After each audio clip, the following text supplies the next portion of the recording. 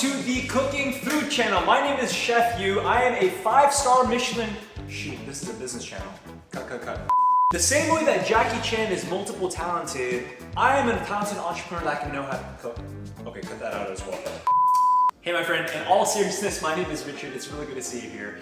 I'm actually a business consultant, but a lot of people know me for my high performance content because my first year out of UCLA, I kind of got my start on YouTube by creating content on productivity. And as I've now branched off and scaled my coaching and consulting business where I help other businesses, I've really started to lose touch with some of the more fun stuff. And a lot of the common things are, hey Rich, what do you eat? Right? What's in your diet? What exactly do you prep? And so today I actually just want to share with you literally meal by meal. I have my breakfast, my lunch, and my dinner all here for you so that you can see what exactly am I putting in my body for optimizing my diet so that perhaps you can implement some of these things too. So this foodie, I don't want you to think, oh man, it doesn't make sense because Richard, you have a chef, so it's not fair. No, I prepared these foods before I had a chef. It's just now, it saves a lot of time. If you're making over $20,000 a month, I would highly recommend you have a chef. So without further ado, let's break down what these meals are. First meal that we're gonna start off with is going to be, where is it? Now, before we jump into breakfast, the very first thing I want to tell you, and it might be a little boring, is I pretty much eat the same exact thing every single day. And the reason why I do this is because it's the same thing that Mark Zuckerberg does with their clothing, which is they wear the same exact thing to work every single day because they don't want to have decision fatigue over what they have to eat or what they have to wear. And you know, I haven't done that with clothing yet, but that's pretty much what I've done with food because I don't want food to clutter my mind. That's not to say the food doesn't taste good, the food is absolutely delicious, but by eating the same thing every single day, I know exactly how many calories I've been taking, exactly how the food affects my body, but more importantly affects my brain, and that way it also eliminates decision fatigue. So for breakfast, the first thing that I eat is going to be 3 hard-boiled eggs. Sometimes I mix it up. Leica typically makes it scrambled on certain days. She makes them poached on other days. And this one in particular is going to be hard-boiled eggs. And the reason why I eat hard-boiled eggs is because eggs have a lot of high protein as well as high fat content. And what that enables for me to do is it really curbs my hunger for a whole bunch of hours. Now, the second thing I have is really simple. It's just fruit. Leica always likes to vary it up. I like berries, so high antioxidant blueberries, blackberries, strawberries. Any kind of berry really is typically what I have for breakfast. In this case, this is green grapes as well as strawberries. And really, this is the only 2 things that I actually have. Now, the reason why this is so light, because to be fully honest, this is probably only 300-400 calories, is because you don't want to eat a lot of food in the morning. In fact, a lot of people actually fast. The reason why I don't fast is because if I don't eat enough food, I end up having a really bad workout because I still do lift for strength training. And if you don't have enough food in your stomach, you don't have enough carbohydrates, you can end up hurting yourself and not actually having very good workouts. But for the purpose of productivity, the less food you have in your stomach, the more blood you have for your brain. Typically, I'm gonna have breakfast at about 8:30, 9 a.m. I wake up at 5 a.m., which means from 5 to 8:30, I have about 3.5, 4 hours of where I'm completely fasting. That's cool because that gives me about 3-4 hours where no food is in my stomach, which means I'm really mentally sharp and focused. Now, by 9 a.m., typically I get pretty hungry, I have this, and then after breakfast, I wait for about 30-40 minutes, and then I go and have my workout. After my workout, you're gonna need a little bit of protein content again because you want to recover because your muscles have been broken down. So let's transition into lunch. By about 11:30 noon, I'm gonna go ahead and whip out my lunch. And for lunch every single day, it's very simple. This is an avocado salad with chicken breast grilled or pan fried typically. This is about 6 ounces of chicken. This is a salad. I always have about half an avocado. The avocado!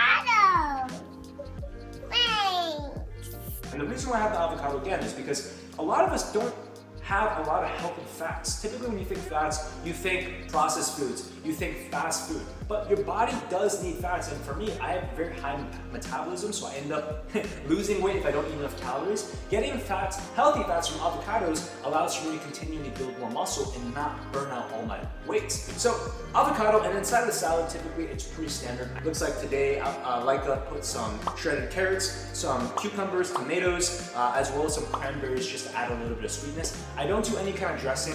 Unfortunately, most of the dressings that you see at the grocery store have all these super weird additives inside of them. But in my personal opinion, if God made a salad to taste so good already on its own, why do you need to add anything additional? And this is about another, I'd say, 500 to 600 calories. So up until now, I've consumed just shy of about 1,000 calories in my day. You might be thinking, Richard, your breakfast is really small. Your lunch is also really, really small. I want to make sure that from the hours of 5 a.m. when I'm up to about 5, 6 p.m. when I finish work, that 12-hour period that I work from Monday through Saturday, I want to be fully locked in. As little food in my stomach, as much thinking as possible, because at the end of the day, building a business or working anything in the first world, whether you're a student studying, you're an entrepreneur solving problems, whether you're a medical physician and you're walking around trying to treat patients, you have to keep your brain clear. And that's why I don't like to eat a lot of food.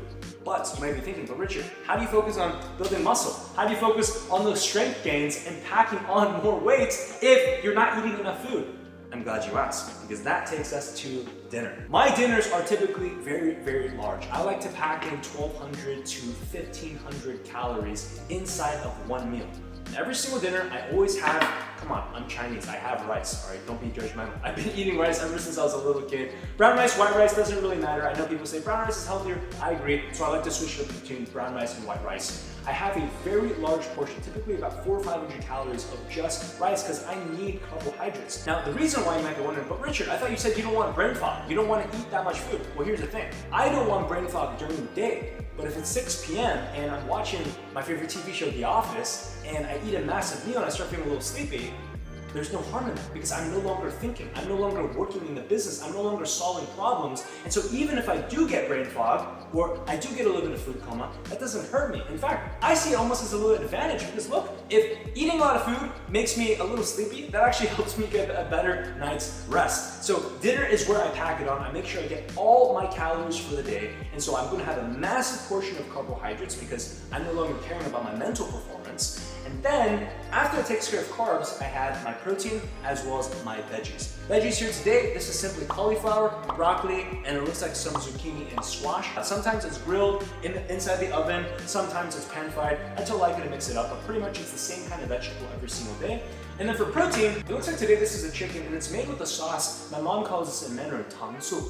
This is a Filipino twist on that because like my housekeeper is Filipino, well, she adds sugar, she adds a little bit of sour vinegar to it, and it tastes absolutely delicious. Man, I wish you could just jump through the computer screen and actually try some. I'm handing you a spoonful right now. But pretty much on a nightly basis, I rotate through different kinds of proteins. I want to make sure I eat salmon at least 1 time per week because fish is known to have a lot of very healthy oils, omega-3s, that typically you can't get through land animals. I alternate through chicken, beef. I don't eat so much pork, not because it's not good for you, but just because I just don't eat it that often. But I cycle through the proteins, and so the fun variation for dinner is I'm always looking forward to some slightly different vegetables and a slightly different protein. And pretty much I rotate through 5 dishes Monday through Friday. Dinner, again, is typically 1,200 to 1,500 calories, which means that totally across the entire day, I'm consuming anywhere between 22 to 2,500 calories, which works really well for me because my maintenance is just around that 2,400 calorie mark.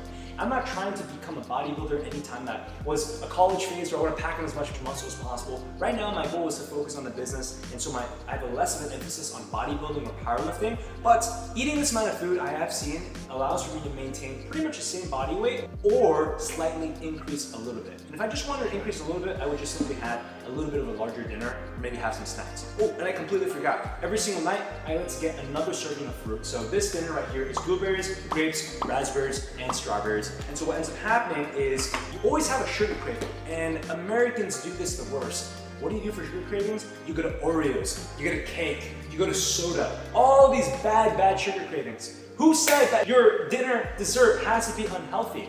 I solved my sugar craving by simply having, very simple, fruit. Fruit, my dad would always tell me, if you ever have a sugar craving, eat an apple, peel an orange, don't go and get candy. Sure, you can have those things in moderation. Maybe once a week I'll go out and buy a little bag of candy from the gas station, but don't have massive amounts of unhealthy food at home. It's gonna kill your productivity, and more importantly, it's gonna kill your health. And so I typically snack and watch The Office, watch one of my favorite TV shows at the end of dinner, just by eating some light fruits. And I always make sure to get at least 2 hours gap between when I finish dinner and when I actually go to bed. And the reason why is because if you eat food too close to dinner, you're gonna end up with gastric reflux. 20% of 50 million Americans in the United States actually struggle with this, and that's no good. So you don't want that at all. So the reason ultimately why I eat healthy, of course, is because I want to be healthy, but ultimately eating foods like this gives me a massive competitive advantage compared to my competition, compared to my peers, because I'm able to think sharper. I know my intelligence is not that high. I didn't do the best in school, so I have to do everything possible to get a slight edge, which means if I can think 20% more clearly than my competition, well, guess what? I might perform and get 20% better results. And ultimately, these things have helped me build a multiple seven-figure business, but I also am one of the only people that actually emphasize high performance even within our business-related content, which is why if you're an entrepreneur, I need for you to understand how important your diet, how important your exercise and your overall health is to you making more money and making more impact. If you see on the screen here, we have Kaden here, who did $70,000 last month. We did Jennifer here, who did $50,000. We have Chris Diaz, who did $20,000. And literally all these other screenshots here of the people inside of our program that are winning with their coaching program. The reason why is not only do we give them incredible business strategy, I'm actually the only program out there, I'm nearly certain in this, that actually teaches on what do you eat. How do you structure your day? How do you have a good morning routine and night morning routine?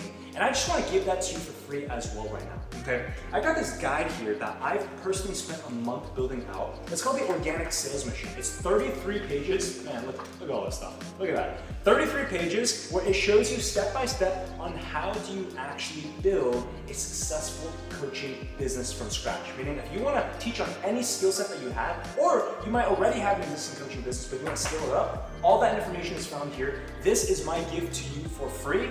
It should honestly be $100, $97. Just click the first link down below. That's going to take you to Facebook Messenger, where you're going to send me a message and I will personally reply and send you back an email copy of this. And if you have any questions for me, feel free to DM me on Facebook as well, because it's literally going to take you directly to my personal Facebook message. Click the first link, that's going to give you access to this. And you got value from this video, I would encourage for you, you gotta share this with other entrepreneurs. There are entrepreneurs out there that have the worst diets, that are running their bodies to death. Take a screenshot of this, tag me on Instagram. I will put my Instagram right there so that you can share it with that friend. If you tag me, I'll try to reshare you on Instagram when I get the chance. And make sure you drop that like button, subscribe button, and let me know what you want to see next in the comments below, because I'm here to serve you. I'm here to make a difference in your life, all right?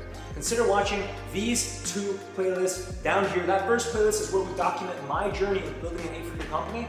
That one down there is going to help you live a high performance lifestyle. And I cannot wait to see you next time. Remember, how you do one thing is how you do everything. I will see you next time. Oh, I'm hungry. I gotta eat.